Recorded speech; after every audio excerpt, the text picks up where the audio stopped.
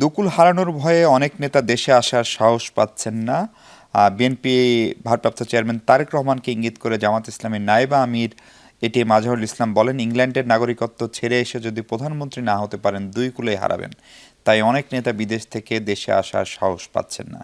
প্রথম আলোর খবর আমি পড়লাম আজকে রোববার বিকেলে তিনি যশোরের একটা নির্বাচনী জনসভায় প্রধান অতিথির বক্তব্যে এই কথা বলেন। এটা আজহারুল এটিএম আজহার জামাত এটিএম আজহার, হ্যাঁ, খুব দুঃখজনক ওনার এই বক্তব্যটা। তারেক রহমান সাহেবের ব্রিটিশ নাগরিকত্বের প্রয়োজন নেই, প্রথম কথাটা হচ্ছে। এবং ওনার ব্রিটিশ নাগরিকত্ব দুই, আছে উনি কিনা? ব্রিটিশ নাগরিক না, এটা ওনার উদ্দেশ্যে বলতে চাই। ওনার তো তারেক রহমান সাহেবের প্রতি আপনার কৃতজ্ঞতা জানানো উচিত।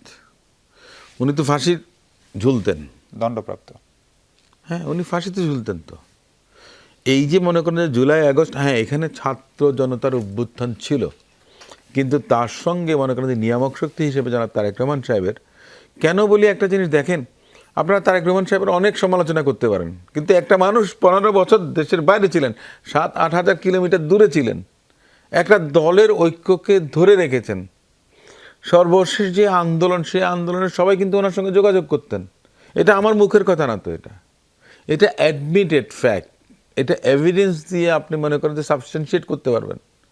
তো তাহলে আপনার মনে করেন যে এই ধরনের কথাবার্তা যারা বলেন, এটা মনে হয় না যে ঠিক। এটা খুব দুঃখজনক, দুর্ভাগ্যজনক। আমরা না একটা পরিবর্তন আশা করেছিলাম যে জুলাই আগস্ট অভ্যুত্থানের পরবর্তীতে এই যে যারা স্টেক হোল্ডার ছিলেন তাদের মধ্যে যে যোজন যোজন মাইলের দূরত্ব তৈরি হয়েছে, এটা খুব দুর্ভাগ্যজনক।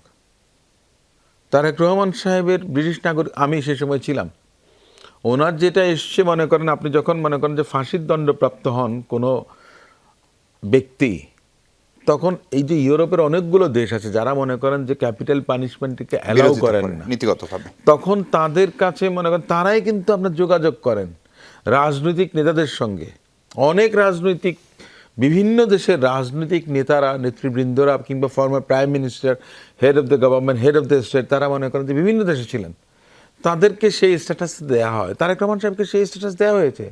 That doesn't mean that he has taken passport of UK or he has taken citizenship. আপনারা জানেন অসীম ভাই? হ্যাঁ, আমি নিঃসন্দেহে জানি উনি কি হিসাবে আছেন। নো, সেখানে তো মনে করেন যে আপনার স্ট্যাটাসটা দেওয়া হয়েছে রেফিউজি স্ট্যাটাস, কিংবা রাজনৈতিক বন্দী হিসেবে, রাজনৈতিক একজন কি বলে এটা, রাজবন্দী হিসেবে। অফকোর্স, মানে রাজবন্দী না, উনি তো ব্রিটিশদের কাছে তার উনি বন্দী হবেন না। আচ্ছা, মানে তাই না?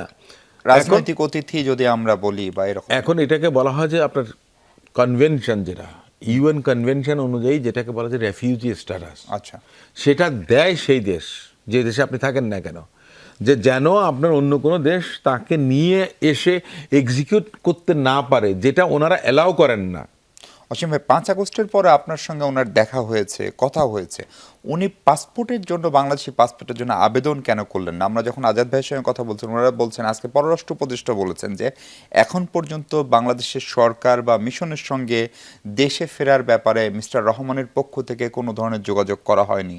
যদি যোগাযোগ করা হয়, ওনাদের সর্বোচ্চ একদিন সময় লাগবে। ওনার সঙ্গে আমার 5 আগস্টের পরে প্রথম কথা হচ্ছে দেখা হয়নি। দ্বিতীয় কথা হচ্ছে যে উনি কেন করেননি বা এই বিষয়টা তো আমি জানব না। আচ্ছা, এই যে communication between the UK high commission আর ওনার মধ্যে, এই বিষয়টা আমি জানি না। সো এটা নিয়ে মন্তব্য তো আমি করতে পারবো না। কিন্তু ওনার স্ট্যাটাস রিফিউজি, এটা আপনি নিশ্চিত? না, এইটা তো অনেক আগেই ছিল। দেখেন তাহলে উনি কিভাবে থাকবেন ওখানে? জি, উনি সেখানে থাকলেনটা তাহলে কিভাবে? জি,